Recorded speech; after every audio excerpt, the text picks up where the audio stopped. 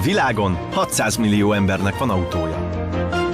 A Facebooknak több mint 800 millió regisztrált felhasználója van. És közel 1 milliárd ember beszél angolul.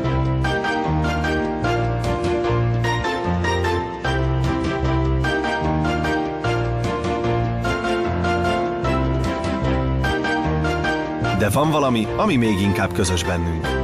Több mint 3 milliárdan iszunk rendszeresen kávét. Ha kimondjuk kávé, mindenki ugyanarra gondol. Felmérések szerint a felnőtt lakosság 83%-a naponta iszik kávét.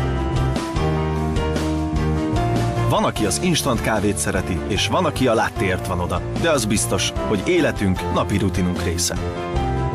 A kávéfogyasztók nem felejtik el meginni kávéjukat, és nem akarnak a kávéjukról lemondani.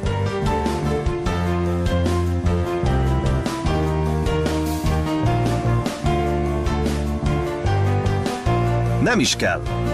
Csak egyetlen dologról kell döntenie. Hajlandó kipróbálni egy másfajta kávét és megérezni a különbséget?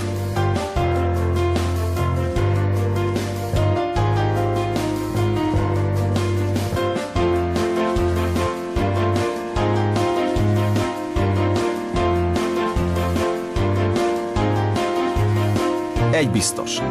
Bárki képes átéléssel beszélni a saját kávézási szokásairól. Legyen bármerre is a világon. Kuala Lumpurtól Dubaig, Velencétől New Yorkig, Párizstól Budapestig. A kávé szeretete összeköt minket. Nincs üzleti befektetés, nincs teljesítményelvárás. Minden kávéfogyasztónak nagyon sok kávéfogyasztó ismerőse van. Facebook, Twitter vagy éppen mobiltelefon. A 21. században a kommunikáció felgyorsult, és a nagy lehetőségek híre különösen gyorsan terjed. És miért ne ragadná meg az alkalmat, ha történetesen épp a kávé rejtené magában a lehetőséget? Legyen szó baráti beszélgetésről vagy üzleti tárgyalásról, egy jó fekete sohasem hiányozhat.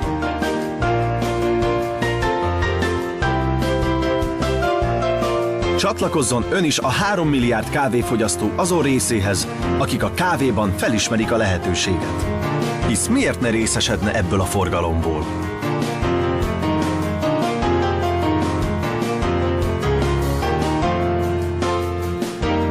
Az igazán nagy üzletek egy jó kávé mellett köttetnek.